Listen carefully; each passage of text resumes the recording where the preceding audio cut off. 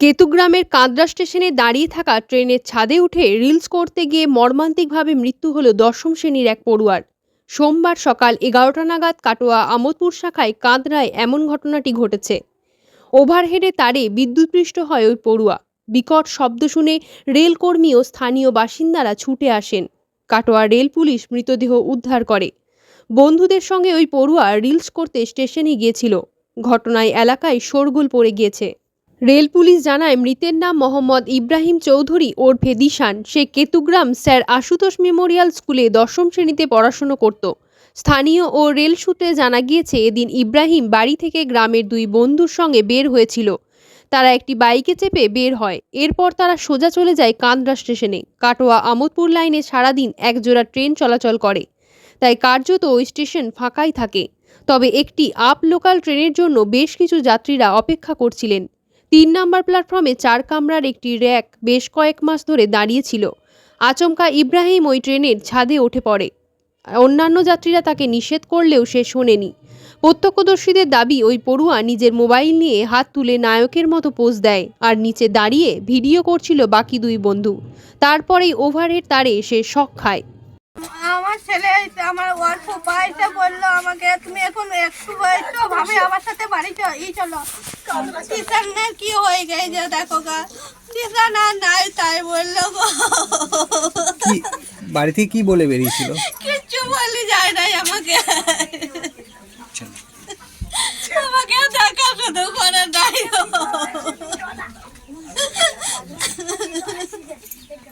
বলতে ওরা তিনজনের বন্ধু একসঙ্গে করে না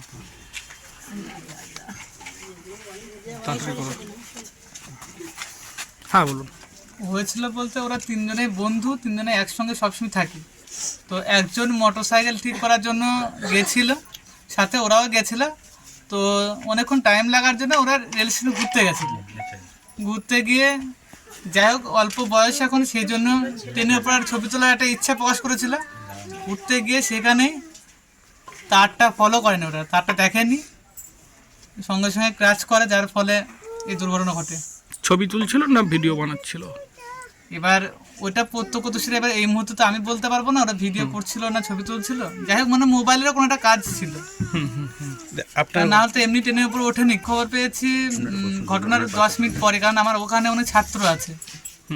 তো সেই ছাত্ররা আমাকে ফোন করে যে স্যার আপনাদের গ্রামের এখানে কেউ একজন আছে। তারপর খবর লাগালাম যে আমারই ভাই, আমার এই মামার ছেলে, আমার পিসির ছেলে। ওকে একাই গেছিল না ওর সাথে কেউ ছিল? না, ওরা 3 জন ছিল। কে কে ওরা? ওরা দুটো বন্ধু ছিল, একটা রিপু আর একটা সুজন। ওরা এখন কোথায়? ওরা দুজনে একসঙ্গে সবসময়, তিনজনে একসঙ্গেই থাকতো। ওরা এখন কোথায়? ওরা বাড়ি এসছে। কি নাম আপনার? কার নাম? আপনার নাম কি? রয়্যাল গাজী। সাথে সাথে বললো যে এরকম আপনার ভাগ্নে মারা গেছে। বললাম কি করে মারা গেল? তা বললো যে ওই আরো আমাদের গ্রামের দুটো ছেলে, একটা হচ্ছে রামিজের একটা ছোট ভাই আর একটা জিন্নার বেটা, দুজনাই সাথে তিনজনে একসাথে এসেছিল কাঁদরা স্টেশনের কাছে। ট্রেনের উপর উঠে টিকটক করা ছিল। যাহা সে টিকটক করতে ওরা নিচে ছিল দাঁড়িয়ে, আর ওকে উঠিয়েছিল উপরে। তারপরে উপরে ওঠার পর ওই ওঠার সাথে সাথেই হয়ে গেছে নিয়ে নিয়েছে কারেন্ট, ওইখানে ডেথ এই অবস্থায়। তারপরে আমরা এসে দেখি লাশ ওই অবস্থায় ঝুলছে, এখনো অবধি ঝুলছে। এখনো আমরা পাইনি লাশ, এখনো লাশ পাইওনি, এবং আমরা পোস্টমর্টম করতে হবে সেরকম কোনো ব্যবস্থা এখনো হয়।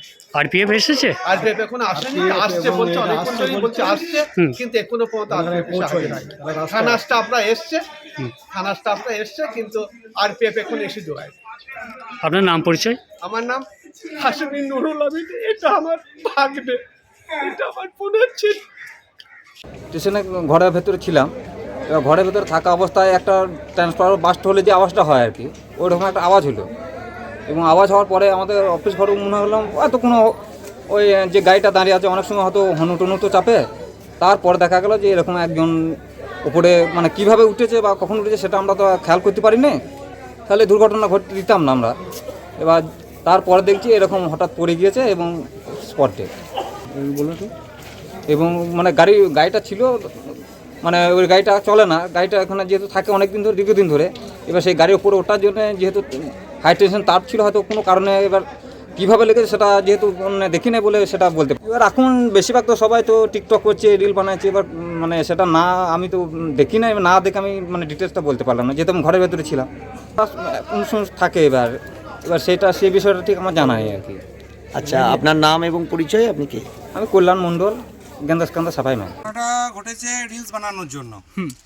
এখানে 3টে বন্ধু তারা এসেছিল ঠিক 10:30 15টার সময়, একটা হঠাৎ বিকট শব্দ বোম ফাটার মতো।